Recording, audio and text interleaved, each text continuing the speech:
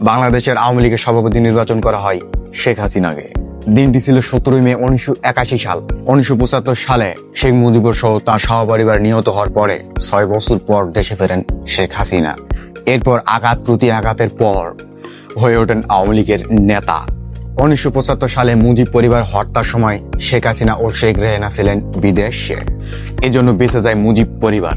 পরবর্তীতে আশ্রয় পায় ভারতে। মাসে 6 বছর পার করার পর দেশে ফেরেন শেখ হাসিনা। আগে তার অনুপস্থিতিতে তাকে করায় বাংলাদেশ আওয়ামী লীগের সভাপতি। হাসিনা ও তার স্বামী যখন ভারতে অবস্থান ছিলেন তখন বাংলাদেশ আওয়ামী লীগের পক্ষ থেকে তার সঙ্গে সাক্ষাৎ করার জন্য যান কিছু নেতা। দিল্লিতে যায় তার খোঁজ নিতে। শেখ হাসিনার স্বামী বলেন, আওয়ামী লীগের কিছু বড় বড় নেতা যান দিল্লিতে। তাদের উদ্দেশ্য ছিল শেখ হাসিনাকে রাজনীতিতে বাংলাদেশ আওয়ামী লীগের নেতৃত্ব নিতে তাকে রাজি করানো। আর এইভাবে হয়ে ওঠেন বাংলাদেশ আওয়ামী লীগের সভাপতি শেখ হাসিনা।